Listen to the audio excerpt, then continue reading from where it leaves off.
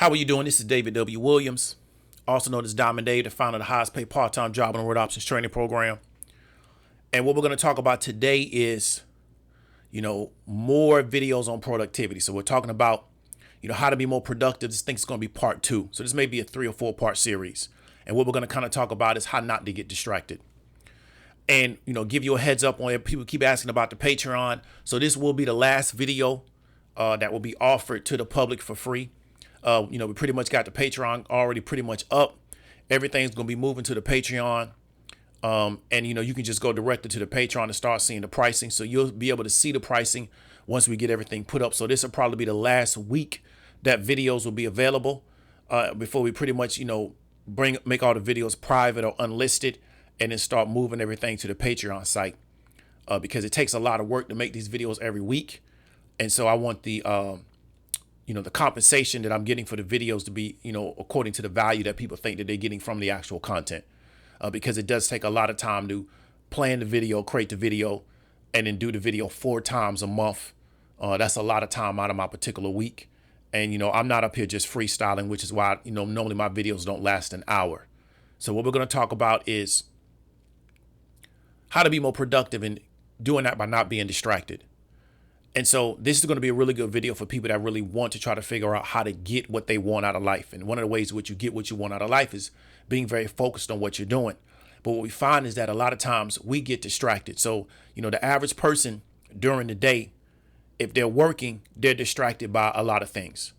OK, and what we're seeing is that everything adds to the distraction. So when I was coming up, we talking about way before there was any internet. You would get distracted by, we would call it daydreaming, where you would be working and you would just start daydreaming. So, there was a time when you literally had to use your mind to get distracted. And that sounds absurd now that you actually go inside your own mind and get distracted. Right. Then we had like music, you had the headphone era where everybody started listening to like the Walkman, like in the 90s. Right. So a lot of people was telling, kids, you getting distracted because you listen to this Walkman or you listen to this particular CD player with the headphones, and that's not allowing you to focus on your work. Then that was the thing for a very long time. Then, you started having what I saw was emails. And what we saw was that people were trying to work and they were working on the computer and they would get distracted by emails, because for a very long time, you could get your email pinged. So if you got an email through your particular computer, you could get that pinged. And then you would hear that ping and then you would go in there and check to see who just emailed you because it was just this new form of communication. Then we know that, social media started to come out and then that became the thing. So now you got, your cell phone, you got social media on your phone, and now you're just constantly distracted. So what we've seen is over time, we've always had essentially a new way to get distracted, right? And even when we didn't have these items, people would just get distracted with their own brain, which seems to be absurd now that a person could get distracted with their own, their own imagination. That seems to be something that children did. But there was a time where everybody did that because there weren't these other devices. And so the challenge is that how do you get done what you need to get done without getting distracted? Because we see that over time, we just get more and more distractions added to the plate. And we have people that have a really strong desire to get distracted. And then that particular desire to get distracted becomes stronger. So now they look for more and more distractions to the point that where now we got people driving down the highway looking at their phone. That's how distracted they are, right? They're driving down the highway looking at a phone on the highway, not on the state road or the county road or the city road. They're on the highway, right? They're on the interstate looking at a phone. And their desire to be so distracted, right, is greater than their desire to be safe while they're driving. So this is a real deal. This is something that's very, very serious. So now if you are a person that wants to accomplish certain things, I'm going to try to kind of give you some hints or some pointers that can allow you to not become as distracted. But this is going to be for the person that really desires to accomplish their goals more than they want to be distracted. But then you got to ask yourself, what is your actual goal? Because your goal could just be to be distracted. Right? A lot of us are very short-term pleasure centered. So the short-term dopamine hit that we can get from being distracted is really what's driving us through our day. So we're always looking to get that hit. And a lot of us really don't understand how many people on this planet really are addicts. And we think an addict is somebody just out there on the streets trying to get that dope. No, it's a lot of addicts in this world, right? A lot of people are addicted to stuff. The question is, what are you addicted to? But a lot of people are running around and, addictive personality. They show a lot of addictive personality traits, and they will see it in other people, but they necessarily don't see it in themselves. I was telling this woman the other day about, I've known a lot of men that with advanced degrees who have wives who have advanced degrees in psychology. And some of these men have some of the worst behavior. Like they're literally like just way out of it. And it's amazing that the wife doesn't see it and she doesn't have the ability to solve that problem. And the rest of the world has to deal with it. And I've seen this multiple times in real life, right? I knew a guy when I was living in Tampa. He had an advanced degree. His wife had an advanced degree in psychology. This dude was mentally all over the place. Like just, he would like lash out. He would have like these crazy, and his wife couldn't figure out, like, I don't know whether she didn't see it or she couldn't figure out what to do, or because they was married, she felt like she couldn't tell the guy what to do. And then I've seen that same type of scenario, currently going on right now today.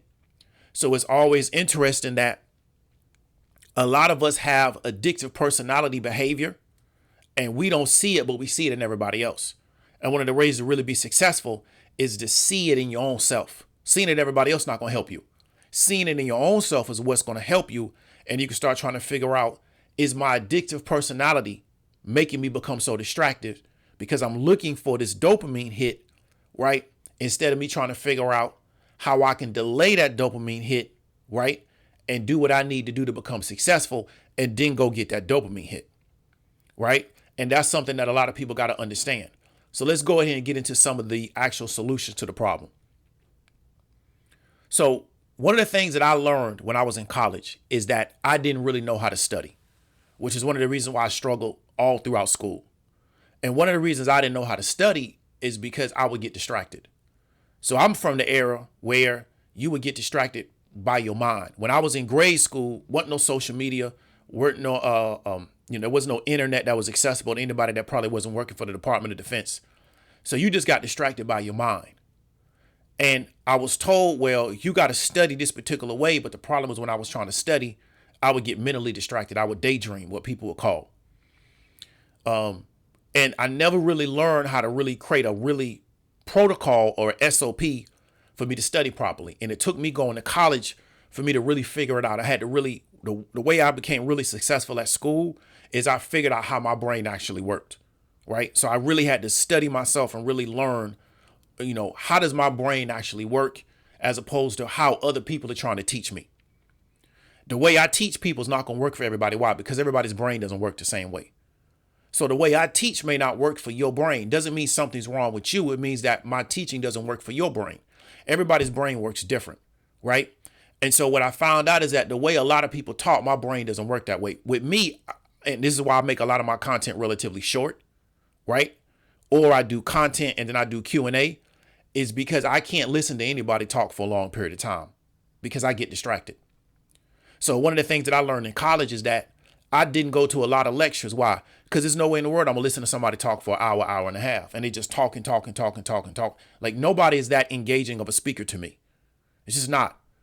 I get distracted. If I'm watching a movie and I'm not really tranced into that movie, if that storyline doesn't really have me locked in, I get distracted. I literally start moving around. I'm looking for something to do. I would, back in the day when you would go to the movie theater, I would start looking around the movie theater to see who else is in here because the story didn't have me so tranced into the story. I hadn't so bought into it to where I didn't get distracted. So I realized that this is just part of my personality. I have probably around maybe a 30-minute attention span. After that, I'm tired of listening to you. I don't care what you're talking about. So one of the things that I did was when I was in college, before I even got to the 30-minute mark, I learned to study for 15 minutes and then I would do something else for 15 minutes. And then I would study for 15 minutes and I would do something else for 15 minutes. So the 15 minutes while I was studying, I was locked in on what I was studying. Then the 15 minutes, I would just do whatever. I would surf the internet. I would maybe read a book. I would just sit back and just relax, maybe listen to some music, and then I would put myself on a timer, then I go back. So it took me longer to get through 2 hours worth of study. But the 15-minute blocks that I studied, I was very, very effective, right?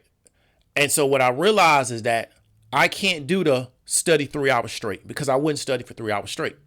I would study for 15, 20 minutes and then get distracted for another 15, 20 minutes. Then I would study for 15, 20 minutes and then get distracted for like 30 minutes.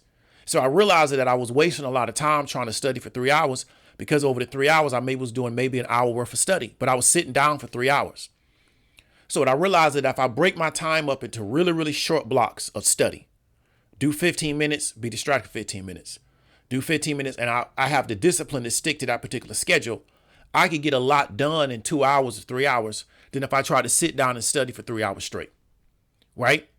And so one of the things that you may want to do to keep from being distracted is you may want to try to figure out, how can I break my actual time of focus into a relatively short amount of time? And then what that does is it kind of works on your ability to focus. A lot of people are being told that they got to focus long term right out of the gate. That can be difficult if you haven't worked on your ability to focus. And most people have not worked on their ability to focus. Then other people, their ability to focus is going to be longer or shorter than another person. With me, I'm at now around about a 30-minute mark. So I may be able to give you 30 minutes of really, really in-depth, locked in laser focus. After that, I got to go do something else. Because the way my brain works, the way my body works, if I focus on something mentally for a long period of time, it makes me hungry. My body starts desiring glucose. So then what I got to do now a lot of times is that focusing or studying on something, it raises my appetite up. What's funny is it doesn't do that when I work out. I can work out for an hour and a half and I won't even be hungry after I'm working out. But if I focus for a long time, it makes me hungry because my brain starts asking for a lot of glucose to try to power what I'm thinking about. So one of the things that I had to learn how to do is to break it down to maybe 30 minutes, because once I get past that 30-minute wall, if I don't feed my brain some glucose, something that my body can turn into glucose, I don't have the ability to maintain that focus. So I'm at a 30-minute wall. So that's why, I make a lot of my content 30 minutes. Sometimes I have gone past the hour, but it's rare. A lot of my videos, I'll break it up into, maybe me talking, then I'll break it into another segment. Why? Because I understand people will lose their focus. I don't believe that anybody wants to hear me talk for an hour. I don't have to justify my existence by talking for an hour. But when I was in college, the professor had to justify what the college was paying them and their position by lecturing for an hour, hour and a half, right? That's how they justified their position. And that's how they justified their importance in that particular institution. But I don't have those particular hang-ups because I don't come out of that particular type of institution. I'm not a lecturer. So I don't know how anybody talks for an hour and a half. I don't know how you do it without your mouth getting dry, right? So one of the things that you really want to focus on, or maybe want to start to explore, is how can you take what you're trying to learn and break it into smaller pieces and then do an on and off. So you focus, then you get distracted. You focus, you get distracted, and then try to determine, well, after 2 hours of doing that, do I feel like I have a better grasp of the material than if I just tried to study straight 2 hours through? Next thing you want to look at is that, are you, and we talked about the addictive personality, are you looking to get this? Are you focused on getting distracted? Right?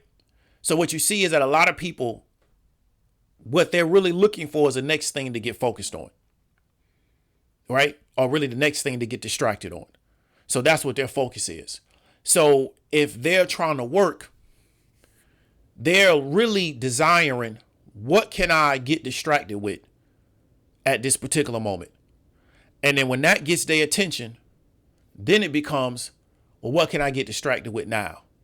Then when that gets their attention, then it becomes, well, what can I get distracted with now? And then when that gets their attention, then it becomes, what can I get distracted with now? And you see a lot of that on this internet because that's how the internet is built. I was in a television production program, I want to say the early 2000s. I want to say 04. And what we were talking about in that program is something that we call the MTV cut. And the MTV cut was a style of cutting production to where you would cut real fast. So if you watch old movies, so go look at some movies from like the 1940s, 1950s. I know a lot of people don't like to watch old movies, but go look at an old movie from the 1940s, 1950s. What you will see is that they hold a shot a relatively long period of time. They may hold a shot for 2 or 3 minutes, right? Go look at older television shows from like the 60s or the 70s, even the 80s. Like go look at the Cosby Show. Look at how long they hold a shot in the Cosby Show. The Cosby Show is on a set, right? That's not like an actual house, it's a set. Look at how they hold the shot there, right? What you saw MTV start really bringing about late 90s, early 2000s, something we call the MTV cut. What is that? It's really quick cuts. So as opposed to holding a shot for 6 or 7 seconds, you now hold a shot for a second, second and a half, maybe 2 seconds. Then you cut it to another shot. Then you hold a shot for maybe half a second, you cut it. Now what this does is it starts to condition the viewer that everything should be a quick shot. So that now when the viewer tries to watch an old school movie, like let's say maybe Casablanca, they can't focus on the movie. Why? Because the shots aren't fast enough, right? The shots aren't fast enough. People used to edit like this a lot on YouTube. I want to say maybe 4 or 5 years ago, where they would jump cut, which was really a bad way of editing, but they would jump cut their videos, which was a terrible way of editing. But everybody, in YouTube plays a copycat game. So they would jump cut their editing. And really what that was an MTV cut. And it was this really quick cut style where literally you would jump cut to another shot. Not necessarily another scene, but another shot. You would jump cut, jump cut, jump cut, jump cut, jump cut. Now what you're doing is you're programming your audience, right, to not be able to focus on the shot, right? You can't focus on anything because you're already anticipating the next cut scene. And then what happens is you now start looking for this in every production. And we see a lot of this now where I'm distracted, but I'm looking for the next distraction. And now I'm distracted, so I'm looking for the next distraction. And what happened is because you're looking for it, you're going to keep finding it. So you're working, and now you go on social media, and you're looking for something that you think is more interesting than what you're currently doing, right? That's going to be the distraction. Then, so the baby says this at this particular event. Okay, let me look at that. Okay, then now let me get back to work. Then you work. Okay, well, let me look for another distraction where this particular person replied to what the baby did. Okay, let me go back to that. Okay, now let me go back to work. Then I want to get distracted. Okay, well, here's what this person said about what the baby did. And let me go back to that. And it just keeps going on and on and on and on because why? You've been so conditioned to always look for that next distraction because they're already there, right? And so what you got to understand is that a lot of times we have been conditioned to want to be distracted to the point to where now we're driving down the highway and we're supposed to be locked in on the road and we're looking at our phone because the road is boring because the road is just a road. It's just a road in front of you. That's boring. The fact that you got cars shooting by you 70, 80, 90, 100 miles an hour, you get used to that. That becomes boring. So now what do you need? I need a distraction from all of this, right? So even though this is very, very dangerous, my desire to be distracted is greater than my desire to be safe, right? Because really what I'm doing is I'm feeding an addiction. And we know that if a person is addicted, their desire to feed that addiction is going to be greater than their desire to be safe. We already know that because we've seen this in real life. So what you got to understand is that this is a real thing in the human psychology and the way the human brain works. And trying to get that dopamine hit is extremely strong because, to give you some real game, nobody's addicted to drugs. They're addicted to getting high, right? And a lot of people don't understand that. Nobody's addicted to a drug. They're addicted to getting high. So you can be chasing a high a lot of different ways, right?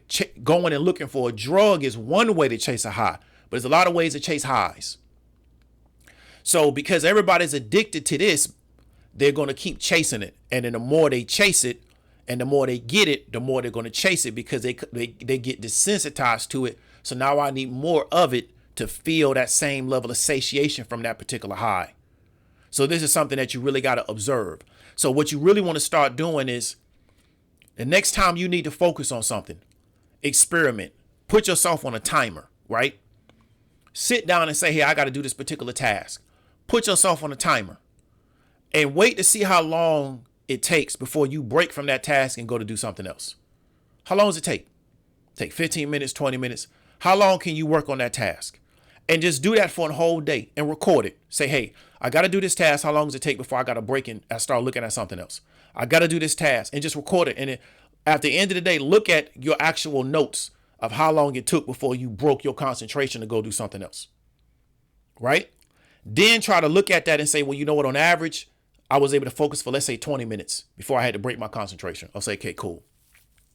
Now what you do is you say, hey, you know what? Put myself on a 15-minute block. And what I'm going to do is I know that 20 minutes is kind of like my threshold. So what we're going to do is we're going to cut me off before I hit the threshold. So now I'm going to study for 15 minutes, and then I'm going to allow myself to get distracted for 10, 15 minutes. And I'm going to go and just work that and then see how that does for you. And see now, can I hold my concentration for a full 15 minutes? If you can't hold your concentration for a full 15 minutes, then cut it down to 10 minutes. And keep doing it. And you may start off the way you can only hold your concentration for 5 minutes. But 5 minutes of you being extremely concentrated is better than you spending an hour just bouncing all over the place. And because you're still only getting 5 minutes out of it.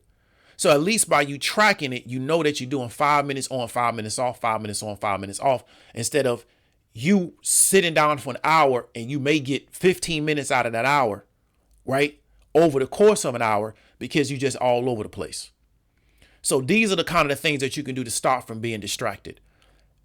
In reality, you're very focused on being distracted. So really you're not distracted. But if you say you want what you want, right? I'm going to go by what you say as opposed to what you're doing, even though really what you're doing is really what you want. But I'm going to go by what you say. If you say you want what you want, how can you utilize, right, what I just talked about to help you get there? Don't mean you got to do it letter by letter. So you may be able to sit down and focus for 30 minutes or 45 minutes, but just run the same program. Start tracking your behavior. If you're working, how long can you work before you get distracted? Right? How long can you work before you get distracted? Track it and just do it for over the course of a day. Right? And then sit back and look at the actual data, because most people never do this. They don't ever observe themselves. Like I said, they look at everybody else. That's why you got these people, like I said, you got these guys running around with wives who working. I've seen this multiple times, not just one time. I've seen this multiple times where the wife got a background of mental health counseling or psychiatry, and these guys are just pinballing all over the place. They're acting out. They have a lot of antisocial behavior, and their wife, who you think would be able to help them, she can't help them, and they don't see it in themselves. And so one of the most powerful things we can do is see certain things in ourselves. And then as a result, we can try to figure out how to combat them so we can become more effective, right? So then we can get what we say we want, right? Because at the end of the day, your behavior is really an example of what you really want as opposed to your words. But because I'm not able to observe your behavior on a day-to-day level, I can just pretty much just go by what you tell me you want. So that's going to be how to become more productive, part 2. We're talking about the topic of distractions. If you got any questions, hit me up in the comments. This is David W. Williams, also known as Diamond Dave, and I'll talk to you later.